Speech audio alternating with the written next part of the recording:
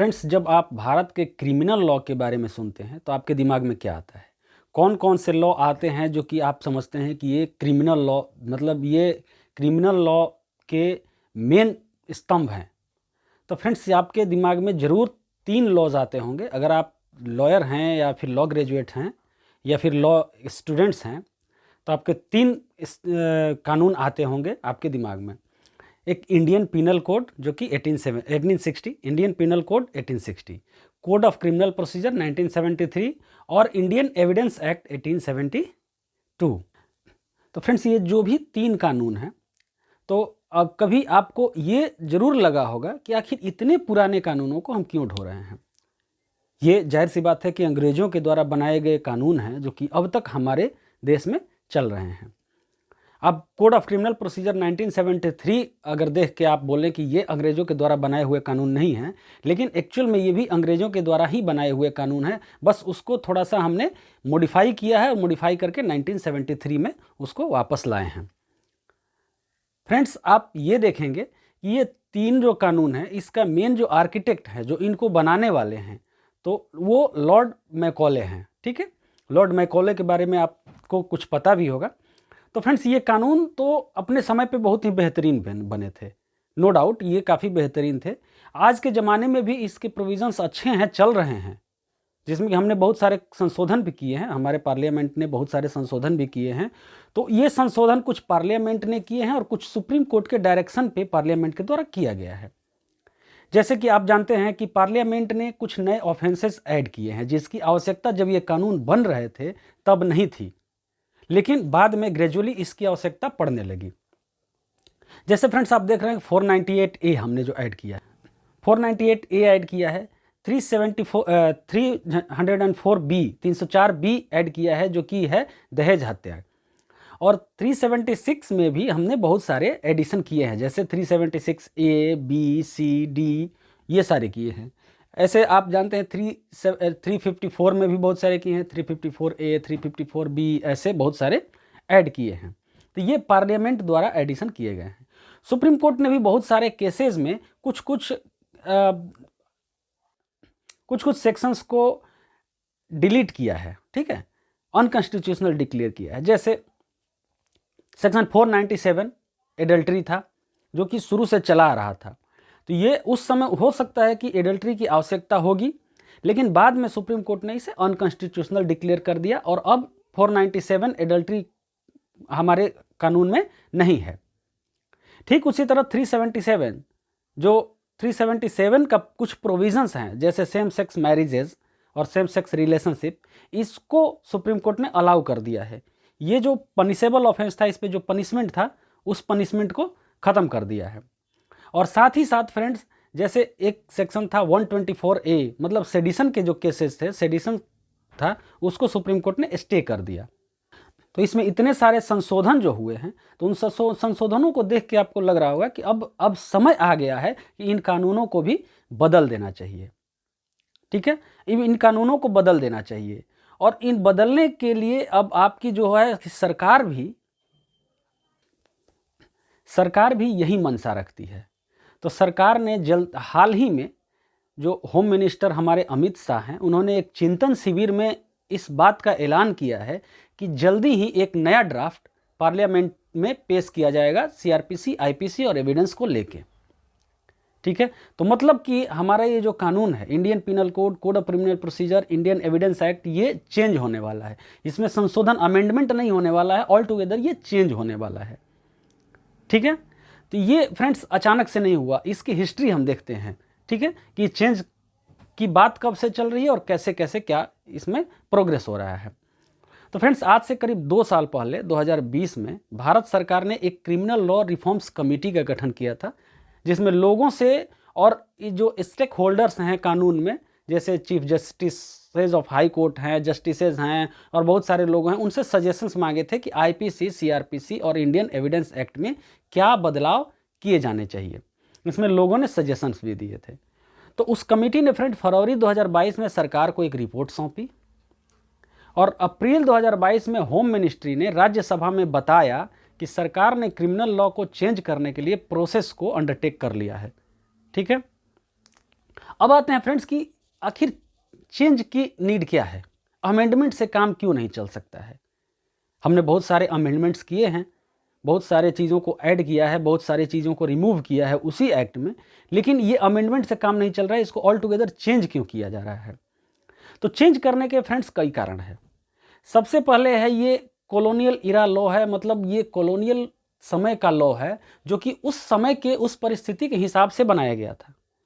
तो फ्रेंड्स आप अगर सोच रहे हैं कि कोई कानून क्यों बनाया जाता है, उसका पर्पस क्या होता है, क्या उसका पर्पस नेशन को कंट्रोल करना होता है या पीपल को सर्व करना होता है। चूंकि ये कानून आप अगर अपने कॉमन सेंस से भी देखोगे तो किसी भी कानून का पर्पस होना चाहिए कि टू सर्व द पीपल, लेकिन ब्रिटिशर्स ने ये कानून बनाया होगा जब, तो उनका पर्पस क्या रहा होगा, आपके दिमाग से क्या रहा होगा कि क्या वो पीपल को सर्व करने के लिए उन्होंने बनाया होगा या नेशन को कंट्रोल करने के लिए बनाया होगा। तो जाहिर सी बात है उनका पर्पस नेशन को कंट्रोल करने का रहा होगा।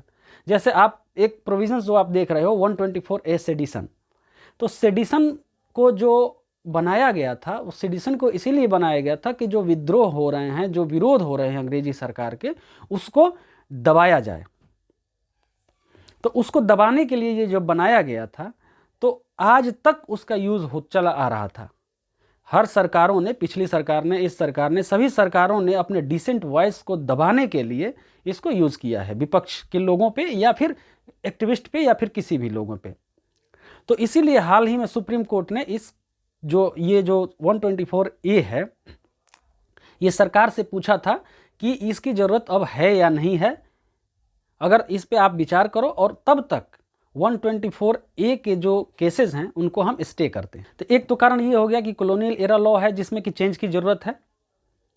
फिर फ्रेंड्स इस सोसाइटी जो चेंज हो रही है, तो जो सोसाइटी चेंज हो रही है तो nature and style of offences change हो रहे हैं, नए नए तरह के ऑफेंसेस आ रहे हैं। कुछ ऑफेंसेस जो आईपीसी में दिए हुए हैं, उन ऑफेंसेस को क्या किया गया है, उन ऑफेंसेस मतलब किया नहीं गया, वो ऑफेंसेस ऑब्सोल्यूट हो गए हैं, आज वो ऑफेंस रहे नहीं। ठीक है, तो कुछ ऑफेंसेस ऑब्सोलीट हो गए और कुछ ऑफेंसेस नए नए आ गए हैं जिनके प्रोविजंस आईपीसी में नहीं दिए गए हैं, किसी न किसी प्रोविजन में उसको ऐड करके अपना काम चलाया जा रहा है। ठीक है, जैसे आप देखो आज के ज़माने में मॉब लिंचिंग, फाइनेंशियल बहुत सारे क्राइम्स हैं, वाइट कॉलर क्राइम्स हैं जो कि आज आईपीसी में दिए नहीं गए हैं। इनको किसी न किसी ऑफेंस में हम उनको डाल देते हैं और उसी से काम चला रहे हैं। एक चीज़ ये हो गया।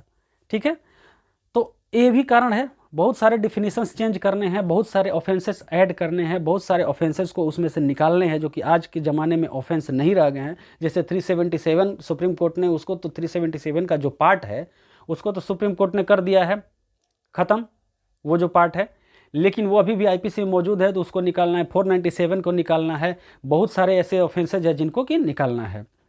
फिर फ्रेंड्स अब आ जाता है कि पनिशमेंट्स के बारे में। पनिशमेंट्स में बहुत सारे सुधार की ज़रूरत है। तो फ्रेंड्स पनिशमेंट की क्या थ्योरी है, पनिशमेंट्स रिफॉर्मेटिव होना चाहिए। तो पनिशमेंट्स हमारे, जैसे आप सेक्शन 53 ऑफ आईपीसी पढ़ते हैं तो उसमें क्या दिया है कि पनिशमेंट जो दिया है, पनिशमेंट हमारे यहाँ लाइफ इम्प्रिजनमेंट, इम्प्रिजनमेंट में दो हो जाता है, रिगरस इम्प्रिजनमेंट और सिंपल इम्प्रिजनमेंट। इसके अलावा फाइन और डेथ पेनाल्टी, ये आपका दिया हुआ है। तो अब इसमें क्या है, ये तो आपको दंडात्मक चीज़ें हैं, पनिशमेंट हैं। अब इसमें चेंजेस की ज़रूरत क्या है कि बहुत सारे चीज़ें जो हैं, बहुत सारी चीज़ों को रिफॉर्म करने की ज़रूरत है, और जो अब बहुत सारे नए तरह के पनिशमेंट्स को लाने की ज़रूरत है जिससे कि रिफॉर्म आए। पनिशमेंट का मकसद ये नहीं होना चाहिए कि किसी को हम बदला ले रहे हैं, रिवेंज ले रहे हैं, कि उसने कोई गलत किया तो उसको हम सरकार रिवेंज ले रही है। तो उसमें जैसे बहुत सारे देशेज में कम्युनिटी सर्विस और ये सब पनिशमेंट का पार्ट होता है। अगर कोई अगर आपने ऑफेंस किया है, छोटा सा ऑफेंस किया है जिसमें आप सुधर सकते हैं, तो आपको कम्युनिटी सर्विस आदि करने का पनिशमेंट दिया जाता है। ये चीज़ें हैं, तो इसमें भी सुधार की ज़रूरत है। इसके अलावा फ्रेंड्स बहुत सारी चीज़ें ऐसी है, जैसे आपका आज जो क्रिमिनल लॉ सिस्टम है वो इनइफेक्टिवनेस है, इसमें इनइफेक्टिव है। आप देखते हैं बहुत सारे केसेस में बहुत सारे लोग क्राइम करते हैं और बच जाते हैं, इफ़ेक्टिव तरीके से उनके ऊपर वो जो सिस्टम है वो यूज़ नहीं हो पाता है, हमारा जो क्रिमिनल लॉ है वो यूज़ नहीं हो पाता है। तो इसको ज़रूरत है कि किस तरह से मैक्सिमम लोगों को न्याय मिल सके, इसके प्रोविजंस आईपीसी, सीआरपीसी इन सब लोग चीज़ों में करनी होगी। फिर उसके बाद है फ्रेंड्स कि क्रिमिनल लॉ को इस तरह से डिज़ाइन किया गया, बनाया गया है कि उसको लोगों को हरास करने में उसका ज़्यादा यूज़ किया जाता है। जैसे कि हमने देखा आपको 124A, ये तो सीधी सी बात है कि हरास करने के लिए सरकारें यूज़ किया करती थी। अब जैसे 498A का प्रोविजंस है, तो 498A का प्रोविज़न जैसे मेरे हिसाब से ये भी एक जेंडर न्यूट्रल हो जाना चाहिए। इसमें क्या होता है कि वाइफ्स जो होती हैं वो हस्बैंड को हरास करती हैं, लेकिन हस्बैंड के पास कोई ऐसा प्रोविज़न नहीं है कि वाइफ के क्रूएल्टी से बचने के लिए। वाइफ के क्रूएल्टी के हिसाब से, क्रूएल्टी के आधार पे हस्बैंड तलाक ले सकता है, वो डिवोर्स का ग्राउंड बन सकता है, बट वो जैसे 498A में वाइफ पे अगर क्रूएल्टी होती है, हरासमेंट होता है, तो वो उसको हस्बैंड को सज़ा दिलवा सकती है। ये प्रोविज़न, ये चीज़ हस्बैंड के पास ये प्रिविलेज नहीं है। तो ये जो क्रिमिनल लॉ जो हरास करने के लिए यूज़ हो रहा है, इसको भी सुधार करने की ज़रूरत है। पेंडेंसी ऑफ केसेस बहुत सारे हैं, जैसे किरण रिजिजू हमारे जो लॉ मिनिस्टर हैं, लॉ एंड जस्टिस मिनिस्टर, उन्होंने कई बार ऐसा बयान दिया है कि इतने इतने केसेस पेंडिंग है हमारे देश में। तो फ्रेंड्स एक मैक्सिम है जो जिसको हम कहते हैं justice delayed is justice denied. तो justice delayed is justice denied मतलब आप कितने लोगों का जस्टिस डिनाई कर रहे हैं इस मैक्सिम के हिसाब से। पेंडेंसी ऑफ केसेस मैंने बहुत सारे केसेस पेंडिंग है, मतलब आपको जस्टिस मिलने में देर हो रही है, इसका मतलब कि जस्टिस आपका डिनाई किया जा रहा है।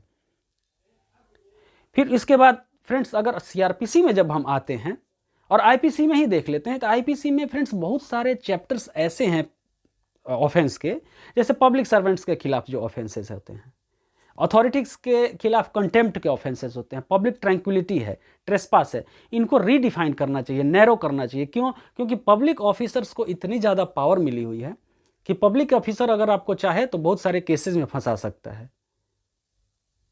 तो इनको थोड़ा सा इनका अकाउंटेबिलिटी सेट की जाए पब्लिक ऑफिसर्स की भी, कि किस तरह से आप ये क्रिमिनल लॉ सिस्टम को डील कर रहे हैं। इसके अलावा फ्रेंड्स जैसे आप देखते हैं सेक्शन 292 एंड 294 में ऑब्सेनिटी है, ठीक है। ऑब्सेनिटी का केस जो है बहुत सारे चीज़ों, आप बहुत सारे न्यूज़ में देखते होंगे कि ऑब्सेनिटी के आधार पे किसी को क्या कर दिया गया, पनिशमेंट दे दी गई, उस पर केस चल गया, एफआईआर हो गया। लेकिन फ्रेंड्स कहीं भी ऑब्सेनिटी डिफाइन नहीं है। तो जब ऑब्सेनिटी डिफाइंड नहीं है तो आप ऑब्सेनिटी किस चीज़ को मानोगे? फिर अभी मैरिटल रेप का चल रहा है, तो मैरिटल रेप के बारे में अब सरकार को क्या सोचना है, नए ड्राफ्ट में क्या होगा ये भी देखना है। तो फ्रेंड्स जब हम आते हैं सीआरपीसी में, ये हम अपनी बात भी बता रहे हैं और सरकार की भी बात बता रहे हैं।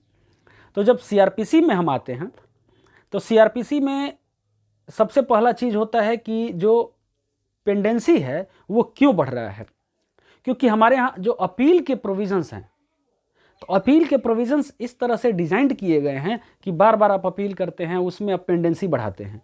तो वो जो अपील के प्रोविजंस हैं उसको चेंज करने की बात चल रही है।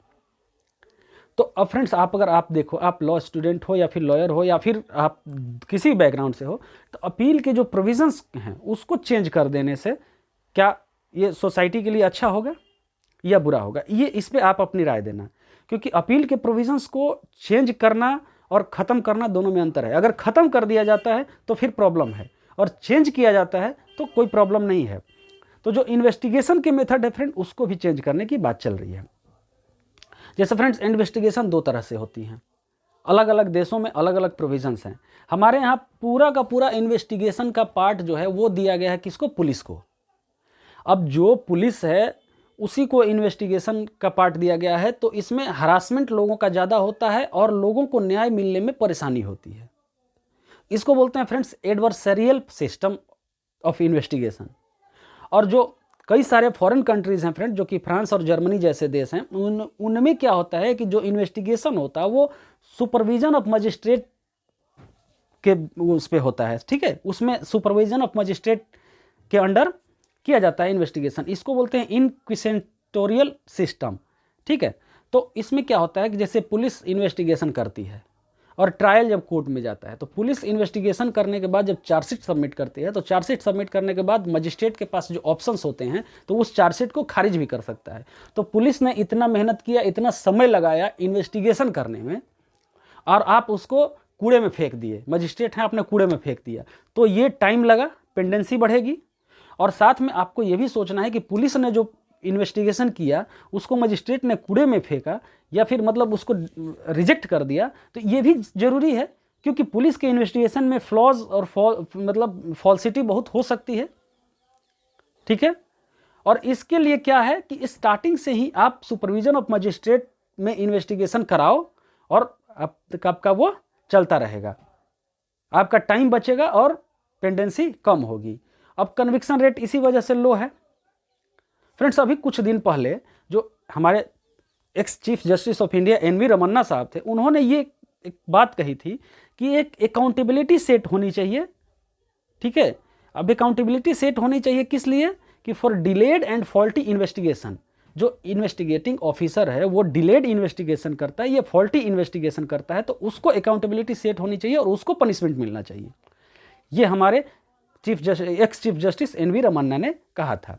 तो एक चीज ये हो गया।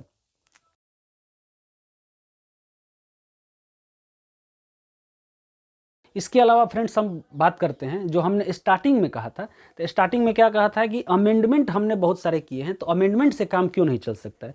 तो फ्रेंड्स, अमेंडमेंट से काम चलाया जा सकता है, लेकिन अमेंडमेंट करते करते अगर उसको काफ़ी हम उस एक्ट को बल्कि बना देते हैं, काफ़ी प्रॉब्लम होने लगती है लोगों को उसको समझने में, पढ़ने में। तो होता क्या है, तो इससे बढ़िया है कि हम ऑल टुगेदर इसको चेंज ही कर दें। जैसे हमारे पास अगर आ जाए कि इंडियन पीनल कोड 2023, ठीक है, और 2023 और Indian evidence act 2023, code of criminal procedure 2023, और इसमें सारा सब कुछ नए सिरे से सब कुछ हो और नई चीज़ें हम पढ़ें और नई चीज़ों को इम्प्लीमेंट किया जाए। तो फ्रेंड्स, कुछ ही दिनों पहले जो दिल्ली हाई कोर्ट के एक जज हैं जस्टिस एस अब्दुल नज़ीर, उन्होंने काफ़ी अच्छी बात कही थी कि हमारे देश में मनु कौटिल्य जैसे विधिवेत्ता लोग हैं, लेकिन आज भी हम कॉलोनियल लॉ को फॉलो करते जा रहे हैं। आईपीसी, सीआरपीसी, एविडेंस, ये कॉलोनियल लॉ को हम फॉलो करते जा रहे हैं। तो ये क्यों कर रहे हैं, तो ये सारी चीज़ें ये सिर्फ जस्टिस एस अब्दुल नज़ीर के मन में नहीं होगा, ये हमें लगता है कि पूरे भारतवासियों के मन में होगा कि हम ये इन लॉ को क्यों फॉलो कर रहे हैं। क्योंकि हमारे पास बहुत बड़े बड़े विद्वान प्राचीन काल से भरे पड़े हैं, जो जिन्होंने कि कानून का ड्राफ्टिंग किया है, कानून को बहुत बढ़िया से वो मतलब कानून बनाया है अपने समय में, तो हम क्यों फॉलो कर रहे हैं। तो इसी बात को समझते हुए और साथ में उन जो कानूनों में प्रॉब्लम आ रही है उनको देखते हुए नए कानून का ड्राफ्ट जल्दी ही पार्लियामेंट में आ जाएगा।